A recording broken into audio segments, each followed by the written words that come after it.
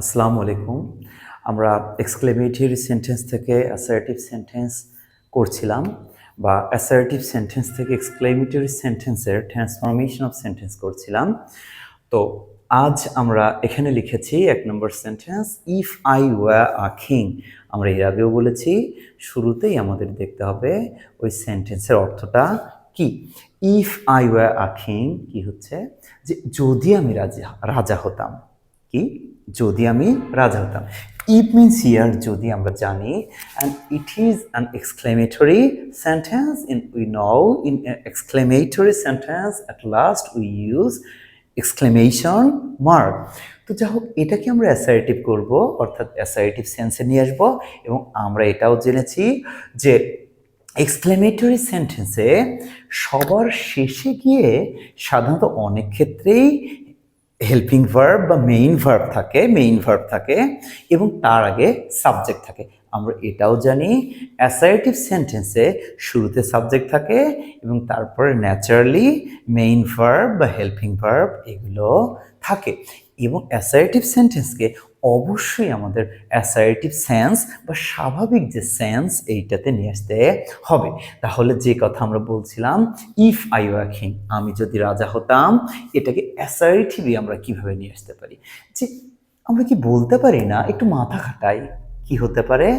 আমার ইচ্ছা হয়, আমার কল্পনা হয় আমার রাজা হওয়ার।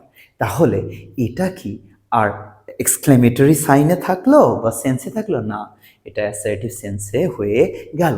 তাহলে আমার ইচ্ছা হয় বা আমি কল্পনা করি, এর ইংরেজি কি? আমার ইচ্ছা হয়, আই উইশ। এবং আরও একটা কথা, মজার বিষয়, সেটা হচ্ছে যে এগুলো কিন্তু বাস্তব কথা নয়। এখন আসলে ওই রাজপ্রথাও নেই, আর রাজা হওয়া আমাদের এই দেশ থেকে আসলে সম্ভব নয়। সেহেতু এটা আসলে কল্পনা, এটা বাস্তবসম্মত কোনো কথা না। আর সেই জন্য যেহেতু অবাস্তব, সেহেতু আমার কল্পনা করি বা আমার ইচ্ছা হয়, এটা মানেও হচ্ছে অবাস্তব এবং সেটার ইংরেজি আই উইশ। এবং আমি নতুন একটা সেন্টেন্সকে আবার এর সাথে কানেক্ট করব, আই উইশ, আমার ইচ্ছা হয় আমার রাজা হওয়ার, আই উইশ। এরপরেই আমরা এখানে নিয়ে আসবো সাবজেক্ট আই, এবং এরপরে যেহেতু বাস্তবসম্মত কথা না, সেজন্য সেন্টেন্সের গঠনটাও একটু অবাস্তব, একটু ভিন্ন ধরনের বিষয়। এই জন্য সাবজেক্টের পরে আমরা এখানে বসিয়েছি আই ওয়্যার। হওয়ার কথা ছিল ইজ, হওয়ার কথা ছিল ওয়াজ, ফার্স্ট পারসন সিঙ্গুলার নাম্বার, কিন্তু সেখানে নিয়েছি ওয়্যার। কেন?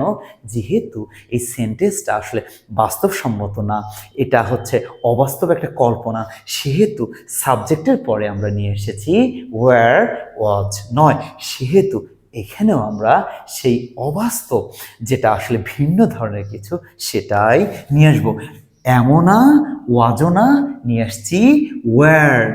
আয়ের পরে হওয়ার কথা ছিল ওয়াজ, এখানে নিয়ে এসছি ওয়্যার। তাহলে কি হচ্ছে? আমার ইচ্ছা হয় আমার রাজা হওয়ার, I wish I were a king. এবং আমরা এখানে ফুল স্টপ দেব, এক্সক্লেমেশন মার্ক দিব না। তাহলে আমরা কি এখানে পাচ্ছি? আমরা আবার বলছি, আমার ইচ্ছা হয় আমার রাজা হওয়ার, I wish I were a king. Next একই কথা, শুধু সেন্টেন্স একটু পরিবর্তন করে আমরা বলছি, এখন আমার ইচ্ছা হয় কোটিপতি হওয়ার। তাহলে এটা এক্সক্লেমেটরি সেন্টেন্সে কি বলছি? যদি আমি কোটিপতি হতাম, what is the English of কোটিপতি? আমরা এখানে দেখছি মিলিয়ন ইয়ার, কোটিপতি। তাহলে আমার যদি আমি কোটিপতি হতাম, if I were a millionaire, তাহলে এইটাকে আমরা অ্যাসার্টিভ সেন্টেন্সে নিয়ে আসবো, আমার ইচ্ছা হয় কোটিপতি হওয়ার, আমার ইচ্ছা হয় ইংলিশ আই উইশ আমার কোটিপতি হওয়ার, আই। এবং আমরা আবারও বলছি, যেহেতু সেন্টেন্সটা আসলে অবাস্তব কল্পনা, সেহেতু সেন্টেন্সের স্ট্রাকচারটাও একটু ভিন্ন ধর্মী হচ্ছে।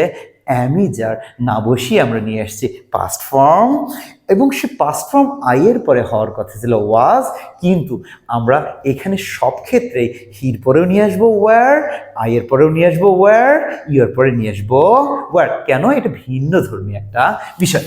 আই ওয়্যার আ মিলিয়ন, কোটিপতি, মিলিয়ন, ইয়ার।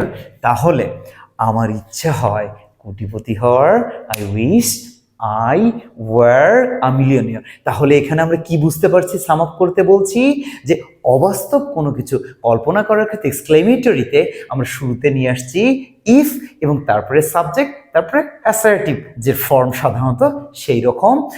আর এটাকে অ্যাসার্টিভ সেন্সে নিয়ে আসতে গেলে আমরা শুরুতে এখানে নিয়ে আসছি আমার ইচ্ছা হয়, আই উইশ, তারপরে বাকি অংশটা। তাহলে কি হচ্ছে? I wish I were a king, আমার ইচ্ছা হয় রাজা হওয়ার। If I were a billionaire, যদি আমি রাজা কোটিপতি হতাম, এটাকে অ্যাসার্টিভ সেন্সে নিয়ে আসছি বা অ্যাসার্টিভ সেন্টেন্সে। I wish I were a millionaire. অবশ্যই শেষে গিয়ে আমরা ফুল স্টপ দেব। তো সবাই ভালো থাকবেন। আসসালামু আলাইকুম।